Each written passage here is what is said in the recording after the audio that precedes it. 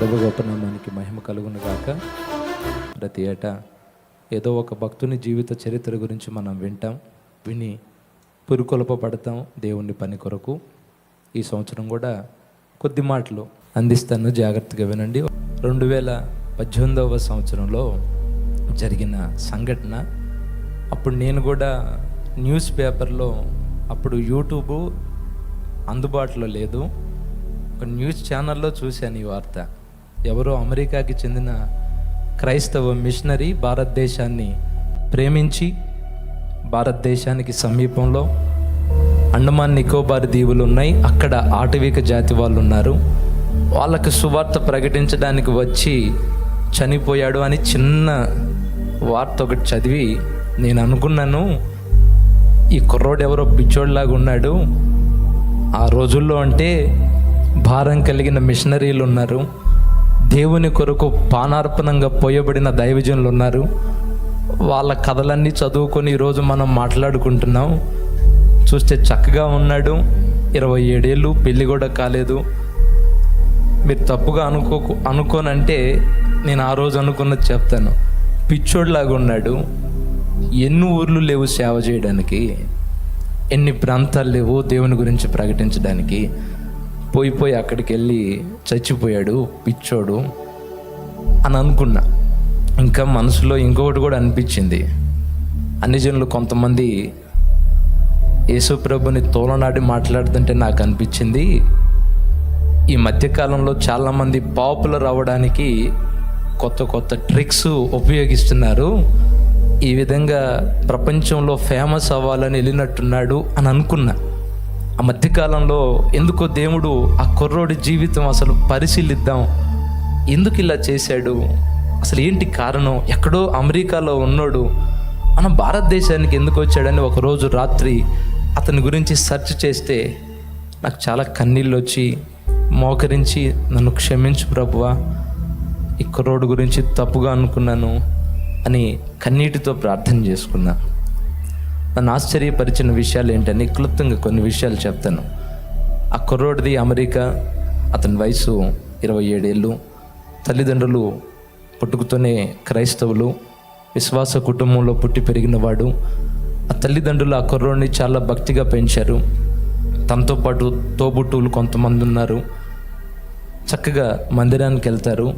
అయితే ఆ కుటుంబంలో ఈ కుర్రోడు సండే స్కూల్ టీంలో కలిసి ఆయా ప్రాంతాలకు వెళ్ళి సువార్త ప్రకటిస్తూ దేవుని నామాన్ని మహింపరిచేవాడు.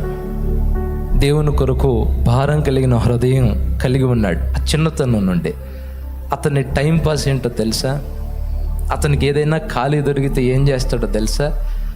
మిషనరీ చరిత్రలు ఉంటాయి చూడండి, ఆ క్యాసెట్లు తెచ్చుకొని డేవిడ్ బ్రైనార్డ్ ఆయన జీవిత చరిత్రను చదవడం, దానికి సంబంధించిన మూవీస్ చూడడం. జిమ్ ఎలియట్ బృందం ఔకా జాతిని ప్రేమించి 5గురు వెళ్ళి అక్కడ పానార్పణంగా తమ ప్రాణాలు పెట్టారు, అలాంటి స్టోరీలు చదవడం చాలా ఇష్టపడుతూ ఉండేవాడు. తనతో ఉన్న స్నేహితుల ముందు కూడా ఒక గదిలోకి తీసుకెళ్ళి ఆ సినిమా పెట్టి చూద్దాం రండి అని వాళ్ళ చరిత్రను కొంతమంది సినిమాలు తీస్తే కూర్చొని చూస్తూ ఉండేవాడు.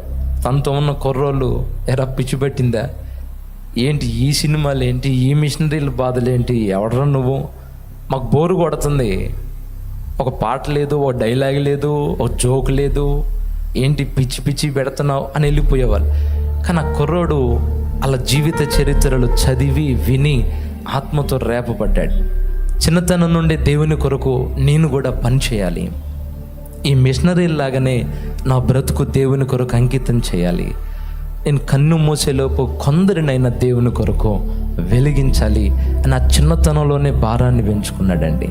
తనతో పాటు ఉన్న యువకులు ఈ లోక పోగొడల్లో మునిగి తేలుతూ ఉంటే ఈ కుర్రోడు మాత్రం జాన్ ఎలెన్, ఏంటి అబ్బాయి పేరు, జాన్ అని పిలుద్దాంలే మనం, జాన్ ఎలెన్, దేవుని కొరకు రేపబడ్డాడు. సండే స్కూల్ బృందంలో దేవుని కొరకు వాడబడుతున్నాడు. పర్వతాలను ఎక్కుతూ ఉంటారు చూడండి, ఆ పోటీల్లో పాల్గొంటూ ఉండేవాడు.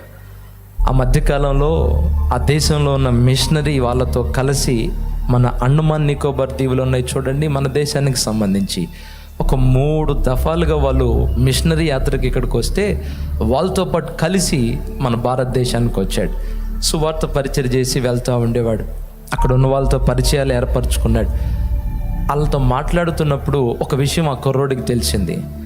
ఈ అండమాన్ నికోబార్ దీవులకు సమీపంలో మరొక దీవు ఉంది, అది నిషేధించబడిన ప్రాంతం, అక్కడికి ఎవరు వెళ్ళకూడదు, అక్కడ ఆటవిక జాతికి చెందిన మనుషులు ఉంటున్నారు, అక్కడికి వెళ్తే వాళ్ళు బాణాలతో దాడి చేసి చంపేస్తారు, అందుకని భారత ప్రభుత్వం ఎవ్వరూ అటు వెళ్ళకూడదు, అది నిషేధించిన స్థలం అని చెప్పారు అని అన్నప్పుడు ఆ కుర్రోడికి భారం పట్టుకుంది. ఇంకా దేవుని గురించి తెలియని ప్రాంతం ఒకటి ఉందా, నేను ఎలానైనా అక్కడికి వెళ్ళాలి, అక్కడున్న వ్యక్తులకి యేసయ్య ప్రేమను గురించి ప్రకటించాలి అని వాళ్ళ గురించిన భారం హృదయంలో పెట్టుకొని వాళ్ళ గురించి సెర్చ్ చేయడం మొదలుపెట్టాడు. అక్కడున్న వ్యక్తులతో పరిచయాలు ఏర్పరచుకున్నాడు. భక్తుల చరిత్రలో చదివి రేపబడి ఒక్కటే తీర్మానానికి వచ్చాడు. ఏంటో తెలుసా, ఇప్పుడు ప్రజెంటు ఇంకా ఎక్కడైనా సువార్త ప్రకటించబడకుండా ఉంది అని అంటే అది భారతదేశానికి సమీపంలో అండమాన్ నికోబార్ దీవులకు సమీపంలో సెంటినెలీ అనే తెగ ఉంది. అక్కడ వాళ్ళకి ఎవరు సువార్త చెప్పరు, చెప్పడానికి వెళ్ళిన వాళ్ళు రానివ్వరు. అమెరికా అంతా సువార్త మారుమోగిపోతుంది. భారతదేశంలో అక్కడక్కడ చర్చిలు ఉన్నాయి, సేవకులు వెళ్ళి సేవ చేస్తున్నారు. ఆ ప్రాంతానికి ఎవ్వరు సువార్తకి వెళ్ళడం లేదు. నేనైనా వెళ్ళాలి, నేనైనా వెళ్ళి వాళ్ళకు దేవుని గురించి ప్రకటించాలని వాళ్ళ కొరకు ప్రార్థన చేశాడు, వాళ్ళ కొరకు కన్నీళ్లు గార్చాడు. మొత్తానికి కొంత ధనాన్ని సమకూర్చుకొని కుటుంబంలో వాళ్ళకి చెప్పకుండా అక్కడి నుంచి మన భారతదేశానికి వచ్చి అండమాన్ నికోబార్ దీవుల్లో ఉన్న కొంతమంది మత్స్యకారుల్ని పరిచయం చేసుకొని, అయ్యా బాబు మీకు ఎంత డబ్బు కావాలంటే అంత ఇస్తా, నన్ను సెంటినెలీ దీవికి సమీపంలో వదిలిపెట్టండి, అక్కడికి తీసుకుని వెళ్ళండి అని అంటే ఆ పడవ వాళ్ళు చెప్పారంట, షిప్ ఓనర్లు చెప్పారంట, పిచ్చోడువా నీకు తెలీదా, అటు ఎవరు వెళ్ళకూడదు, పొరపాటును వెళ్తే కొట్టి చంపేస్తారు, అయినా అక్కడ నీకేం పని, అక్కడ చాలామంది ప్రజలు ఉన్నారు, వాళ్ళకి యేసు ప్రభు గురించి తెలీదు, నేను వెళ్ళి వాళ్ళకు యేసు ప్రభుని పరిచయం చేయాలి, వాళ్ళకు క్రీస్తు ప్రేమను చాటాలి, వాళ్ళను క్రీస్తు సువార్తలోకి తేవాలి, అందుకని వెళ్తున్నానన్నాడు. వెళ్తే నిన్ను చంపేస్తారు, నీ ప్రాణాలు తీస్తారు, ఏదైనా పర్వాలేదు, మీకు ఎంత డబ్బు కావాలో చెప్పండి, మీరు నన్ను తీసుకెళ్లారని ఎవరికి చెప్పను, అక్కడ వదిలిపెట్టండి చాలు. వాళ్ళు ఎంతసేపటికి కాదంటున్నా ఈ కుర్రోడు మొండికి పడి వాళ్ళకి కొంత ధనాన్ని ఇచ్చి మొత్తానికి అతన్ని తీసుకొని తనతో పాటు మరొక స్నేహితుడిని ఆధారం చేసుకొని అక్కడి నుంచి దీవులకు ప్రయాణమై వెళ్ళాడు. ముందుగానే జిమ్ ఎలియట్ బృందం వాళ్ళు ఎలా ఔకా జాతి ప్రజల్ని పరిచయం చేసుకున్నారో అవి విన్నాడు కదా, వాళ్ళని ఎలా పరిచయం చేసుకోవాలో ముందుగానే రిహార్సల్ వేసుకొని కొన్ని చేపలు పట్టుకొని వెళ్ళాడు. వాళ్ళు కనుక కనబడితే నేను మిమ్మల్ని ప్రేమిస్తున్నాను, ఇదిగో మీ కొరకు చేపలు తెచ్చాను చూడండి అని చెప్తే వాళ్ళు సంతోషపడి నా దగ్గరకు ప్రేమగా వచ్చి చేపలు తీసుకుని వండుకొని తింటారు అని కొన్ని చేపలు పట్టుకొని వెళ్ళాడు. ఒకసారి స్తోత్రం చెప్తారా?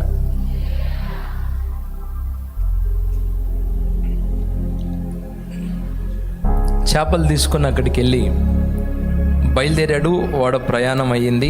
దగ్గరగా ఆ సమీపానికి వెళ్ళిన తర్వాత ఆ షిప్పు ఓనర్ అన్నాడు, ఎంతకంటే మించి నేను ఒక్కడుగు కూడా ముందుకెళ్ళను, ఎందుకంటే అక్కడి నుంచి బాణం వేస్తే ఇక్కడ దాకా రాదు, ఇంకొంచెం ముందుకెళ్తే బాణాలు వచ్చి తగులుతాయి, నా వల్ల కాదు బాబు, ఎందుకంటే నేను ముందుకు రాలేనంటే అప్పుడు ఆ కుర్రోడు అన్నాడు, పర్వాలేదు నాకు ఈతొచ్చు, నేను ఈదుకుంటా వెళ్తాను అన్నాడు. సరే నీ చావేదో నువ్వు చావు, నా డబ్బులు నాకు ఇస్తే నేను వెళ్తాను, కాదు ఇక్కడే ఉండు, అలా వెళ్ళి వస్తాను, అవకాశం ఉంటే కలుద్దాం, కాసేపు ఉండు, సరే పో.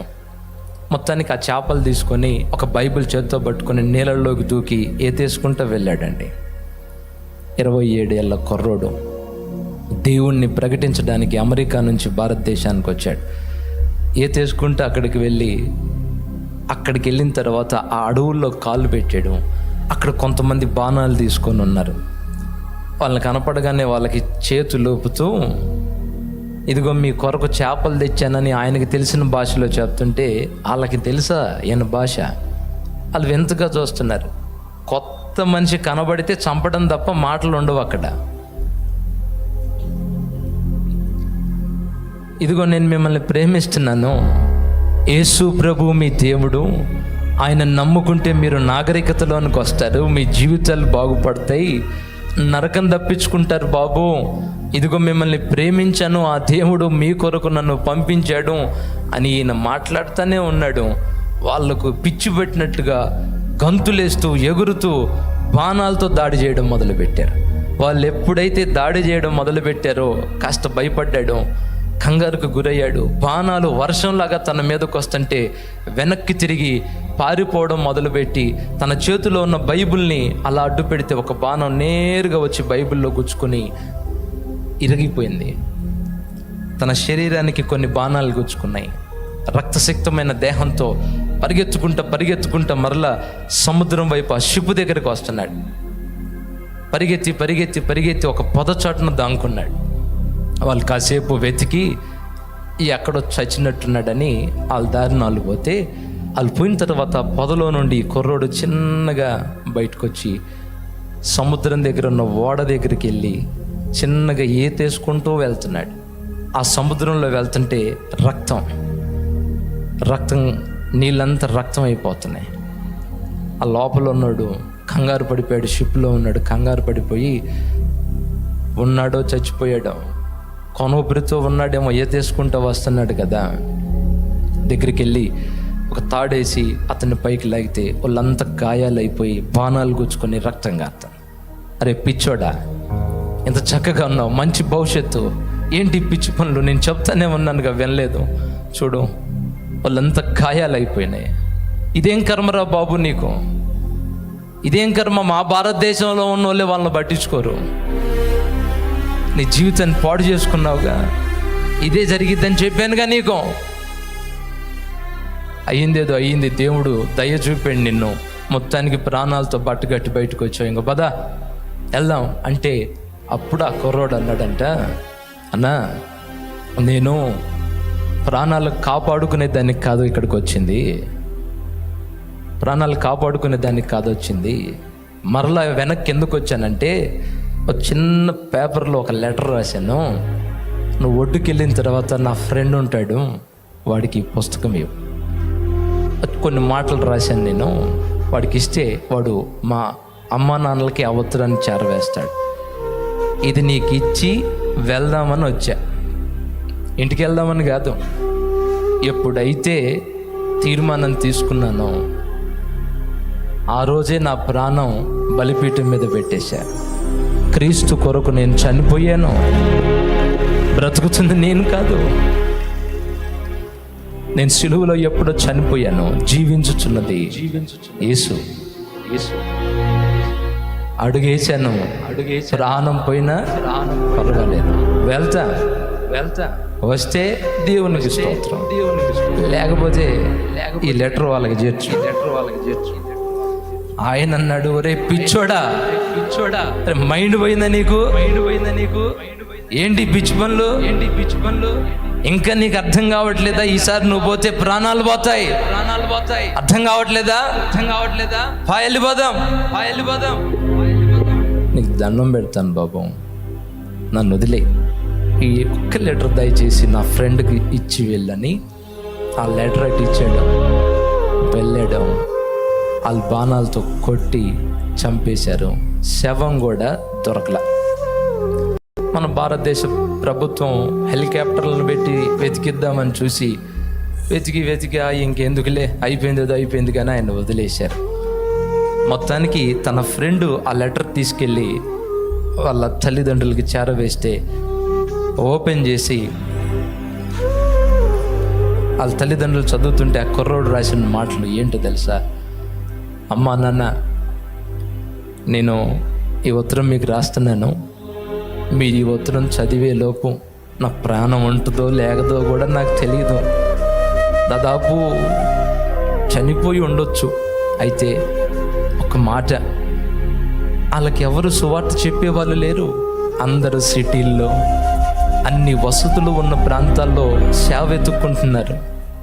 ఈ రోజుల్లో ప్రాణాలు దేవుని కొరకు అర్పించే వాళ్ళు ఎవరు ఉన్నారు? నేనైనా వెళ్ళకపోతే మరి ఆ దీవిలో ఉన్న ప్రజలకి యేసయ్య తెలిసేదెలా? యేసు ప్రేమ తెలిసేదెలా? అందుకని నేను వెళ్తున్నా, వచ్చాను, దాడి చేశారు. నేను చేసిన ఈ పని ప్రపంచానికి పిచ్చితనంగా అనిపించవచ్చు, నిజమే, నాకు అనిపించింది అట్లా. ఈ కాలంలో వీడెవడరా బాబు పాపులారిటీ కొరకు పిచ్చి పనులు చేసి ప్రాణం బాగొట్టుకున్నాడు అనుకున్నాయి. పిచ్చోడిని నేను, నాకు తెలియదు. అందులో రాస్తాడు, అమ్మా నాన్న వెళ్తున్నాను, వాళ్ళకి క్రీస్తు ప్రేమ తెలియడం ప్రాముఖ్యమైన విషయం. వాళ్ళ నాగరికతలోనికి రావాలి, నరకం తప్పించుకోవాలి. ఒకవేళ నా ప్రాణం పోయిందనుకో, మీరేం బాధపడమాకండి. ఒకవేళ నేను తిరిగి వస్తే మిమ్మల్ని ముఖాముఖిగా కలుసుకుంటా, లేదనుకో ఏం బాధ లేదు. ఒకరోజు నిత్య సియోనులో నేను మిమ్మల్ని కలుసుకుంటా. పరలోకంలో కలుద్దాం, అమ్మ నాన్న బాధపడమాకండి. ఇంకా తమ్ముడు చెల్లి ఉన్నారుగా, వాళ్ళతో సంతోషంగా ఉండండి. నేను ఒంటే ప్రాణాలతో తిరిగి వీళ్ళతో వస్తా, లేకపోతే యేసయ్యతో తిరిగి వస్తా, లేకపోతే మీరైనా వద్దురు. కానీ ఇంకొక మాట, ఎవరి మీద మీరు కేసులు పెట్టమాకండి. ఆ దీవులని ఏ విధంగా కూడా శిక్షించమాకండి. ఒకవేళ నన్ను వాళ్ళు చంపితే, ఒకవేళ ఈ లెటర్ మీరు చదివే నాటికి నేను చనిపోతే, వాళ్ళు తమ ప్రాణాలని కాపాడుకోవడం కోసమే నన్ను చంపుంటారు అంతే. అంతేగాని నా మీద పగో లేకపోతే ద్వేషం అయి ఉండదు. వాళ్ళ ప్రాణాలు కాపాడుకోవడానికి నన్ను చంపుంటారు, అంతేగాని ఇంకోటి కాదు. వాళ్ళని ఏ విధంగా మీరు ఇబ్బంది పెట్టొద్దు, ఏ విధంగా కూడా కేసులు పెట్టొద్దు. నన్ను తీసుకొచ్చిన ఆ ఓడ యజమాని మీద కూడా కేసులు పెట్టొద్దు. పర్లా, మనుషులు రకరకాల కారణాలు చచ్చిపోతున్నారు. సినిమా రిలీజ్ అయితే ఆ హీరో పోస్టరు రోడ్డు మీద వేస్తా పైన తీగలు తగిలి చచ్చిపోయిన వాళ్ళు ఉన్నారు. రకరకాల కారణాల చేత తమ ప్రాణాలు తాము తీసుకుంటున్న వాళ్ళు ఉన్నారు. పర్లే, నా ప్రాణం పోయినా పర్వాలా. అయినా ఒకవేళ దేవుడు కరుణించి కృప చూపి నన్ను వాడుకుంటే ఆ ప్రాంతాన్ని క్రీస్తు వెలుగుతో నేను వెలిగిస్తాను.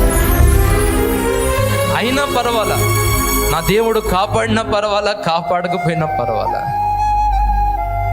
నేనైతే వెళ్తున్నా.